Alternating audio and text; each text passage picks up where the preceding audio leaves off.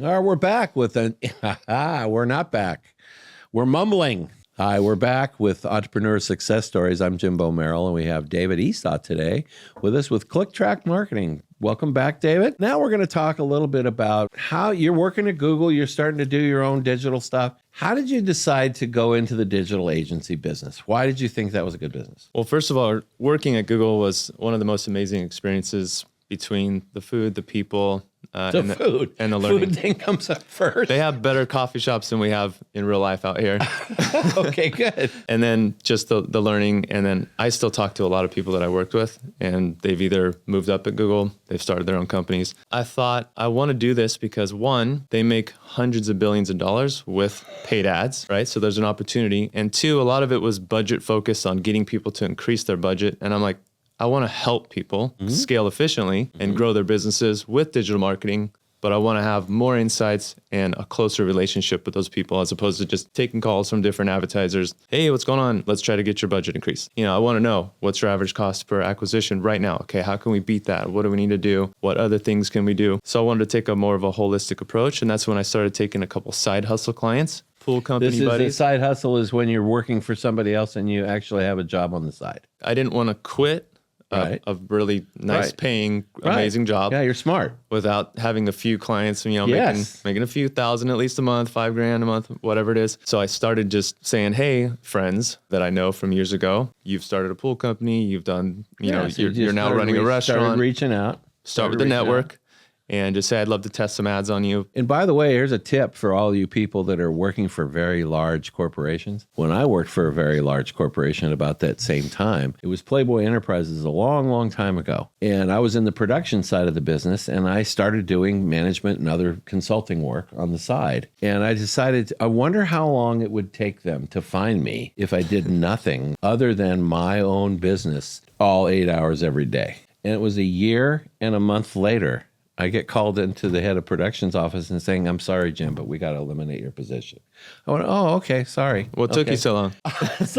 So if you play your cards right, you can develop your own business and hide. I'm sorry, employers. If you don't know your employees close enough where they're not working for you, that's your fault. Anyway, so let's get back to how did you name it ClickTrack Marketing? That was easy. I randomly bought a domain a long time ago when I figured I'd want to start at some point, but it was because the click and the track, two reasons. The click track is the metronome, being a drummer, and then the click track is tracking every click that you're getting from different channels and knowing where to invest more to grow your business. Okay, so let's talk legal for a minute. This is really important. When you're going to go out and get a URL or you're going to go get a name of a business, you want to make sure that you can keep it. You want to make sure that you're legally protected. When you went and got ClickTrack, what did you do to protect that for yourself? I went to LegalZoom, did all the paperwork, filed as an LLC, and then I think it was their trademarking service to just trademark it. So I did some research on the back end, and there's, the government trademark research. Of course, there's a lot of click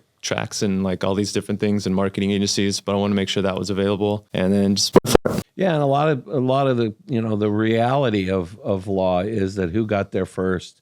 When did they start making money on it?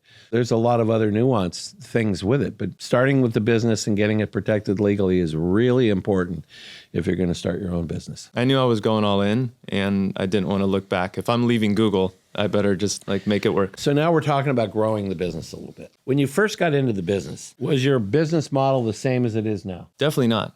We started out, since I worked at Google, as a fairly easy foot in the door. It's like, hey, I have 3 years experience at Google. I'd love to run your ads on Google. And now we're building into more of a whole entire ecosystem with winning funnels, meta ads, capturing leads from there, using automation, AI. So we're adapting with the ever-changing landscape, of digital, and making sure that we're still driving those results. But then we're also providing additional services, software that helps you run your entire business. So on pricing, when you're looking at, back in the day when you had an ad agency, you had like 17, 18% override on all the media budget for the business, in addition to maybe a retainer on top of that, or you would have a contract retainer for the work you're doing. Are you mostly media side percentages, or is it more, retainer basis consulting work? Right now it's more of the retainer based monthly consulting work. Still because it's all ads. Holistic. You have to do more of a holistic.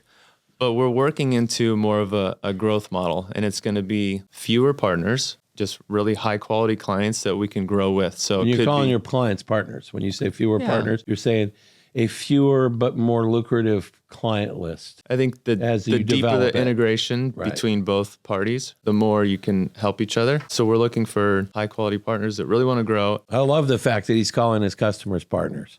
I just love that because that's what it is. When you're consulting with somebody, you're truly partners with them. And what's interesting to me is some of the mistakes that entrepreneurs make, and I made the same ones, which was taking a client, charging them X. I only charged them X because that's all I thought I could get. And then I woke up and I've got 5 or 6 or 8 or 10 clients and I'm doing all this work and I'm not making much money. So what do you do? Unfortunately, the bottom line is you have to go out and get a better paying client and then transition some of your lower paying clients away. But it's one of the key lessons that you need to learn as an entrepreneur right away, which is don't underprice your services. When I would consult with small businesses back in the day, one of the key things that I found with every small business is people were afraid to raise their prices. They were afraid their customers were going to go. They were afraid that dollar was going to go away. And when you pushed them and said, do it until they squeak, do it until you start hearing some complaining, and they took your advice, you could see the transition happen to a higher paying client, higher margin, and then you got better partners all the way around, just like you said. We have to raise prices, and I think that's where we're at right now. We have a lot of legacy partners, which I'm so happy. Well, that and you they've can't stuck. get rid of them. You can't just No, say, I I never don't wanna do want that. you anymore because you're an ethical guy and you want to keep covering them. You know, obviously X amount of businesses will have their life cycle, and if it's a restaurant, it might go out of business. I mean, they're naturally going to attrition away over time. Yeah. And we do our best to hold on to clients long term, but we also want to, moving forward, we're going to be charging more because we're offering a ton of stuff. Right. And a ton of value. And then we're helping them grow, and we're going to dive in deeper to the numbers for, And next up, after this break, we're going to get into scaling up the business, paying for staff, all of those things to scale the business up to even make more money. We'll be back in just a few minutes.